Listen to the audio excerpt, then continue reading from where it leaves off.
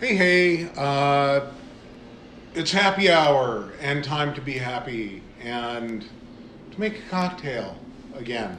So, welcome back, my friends.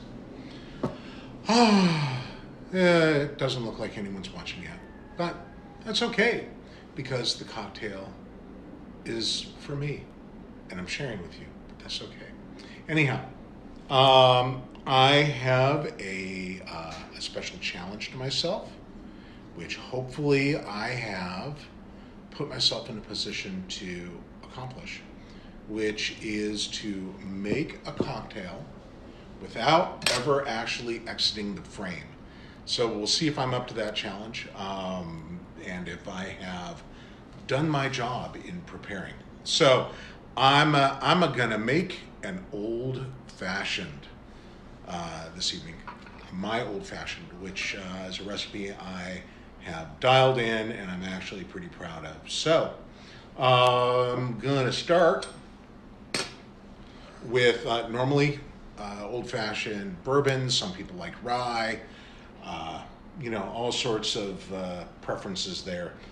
I have developed a fondness for the Stranahan's, which is it's an American whiskey. It's aged in bourbon, like the same virgin oak barrels that a bourbon would be in, but it's malted barley, and it is in almost every other way like Scotch, except for the peat smoking.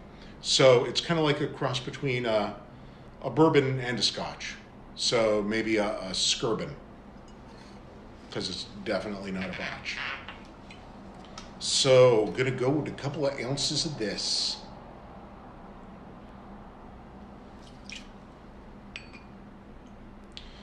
Hope everybody had a good day. That was a little grueling. 4 hours nonstop of meetings to finish the day was a bit much. Okay, no wonder I need a drink.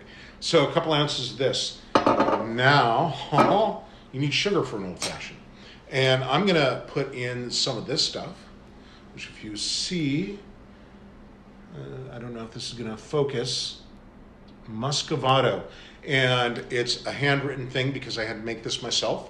I have not yet found a Muscovado syrup that anybody has pre-made. I had to order some Muscovado sugar and do this myself. And this is like the industrial strength brown sugar. If you think about like Demerara and how rich that is compared to your normal simple syrup. This is like an order of magnitude again. In fact, when you make the syrup, you have to cut it with normal sugar. Otherwise, it's just too much. So this is like the heroin of brown sugar. So just a quarter ounce of that, but it's wonderful. Couple of dashes of the Bitter Cube Trinity bitters, which are themselves a mixture of three of their bitters: the cherry bark vanilla, the Bolivar, and the orange bitters. So already three different kinds of bitters, technically. I like these spiced cherry bitters by Woodford, the same people who do the Woodford bourbon. I'm actually not going to measure this out because I've got just enough in this bottle, just enough for a dash worth, and I need more, and then I'm out. So until I can get my hands on some more of this stuff, this is the last of my old fashions that I'll have. There we go. Goodbye.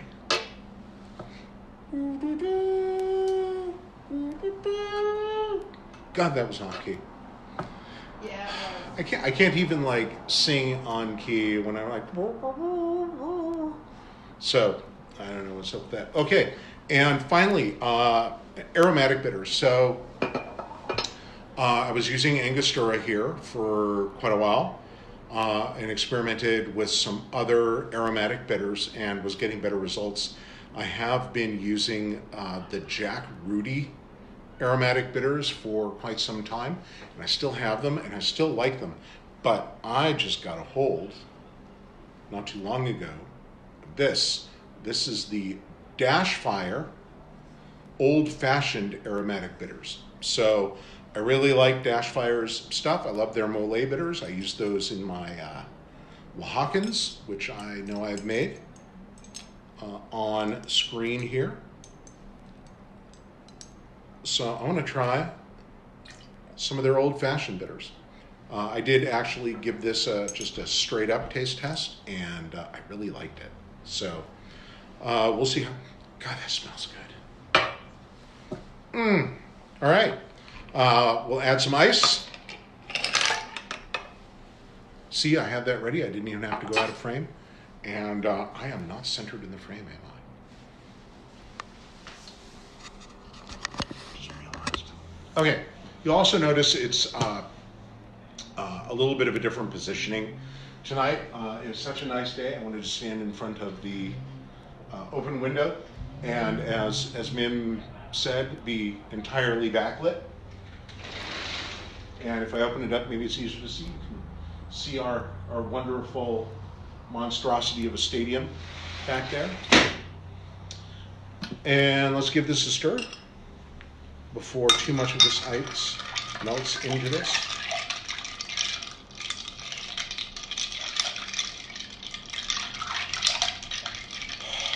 Weird day.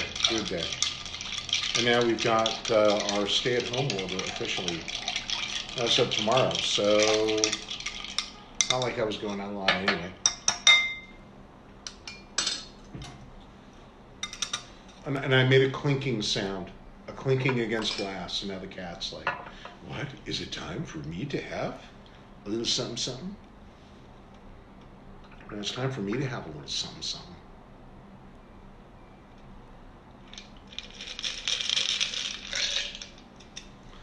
Alrighty, woo, almost there. All right, we need to garnish this with orange peel, which, yes, I know. I always do this. I'm going to Flame Express because, as I've observed before, it fills me with delight.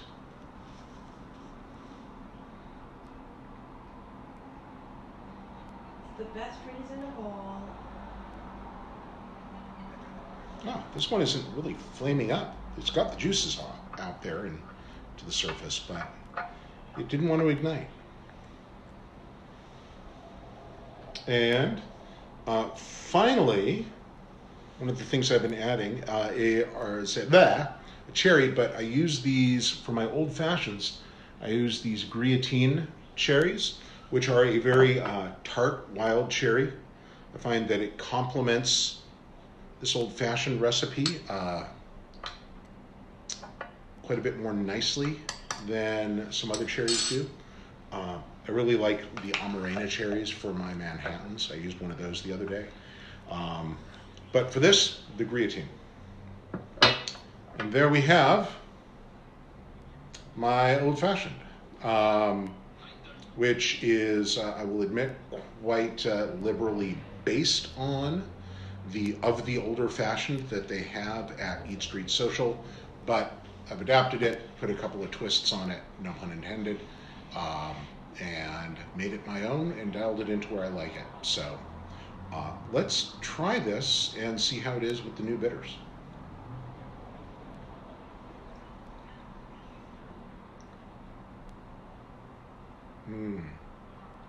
That's good. I don't know that it's appreciably better than what I've been making, but it's really good. This is really hitting the spot. So I'm going to see, before I sign off, who's online and watching this.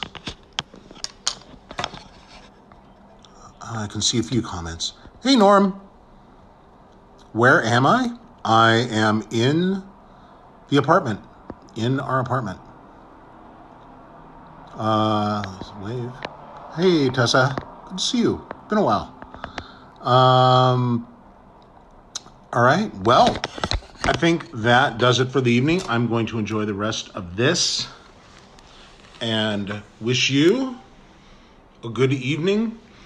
Stay healthy, stay inside, stay safe, and until we see you again, l'chaim.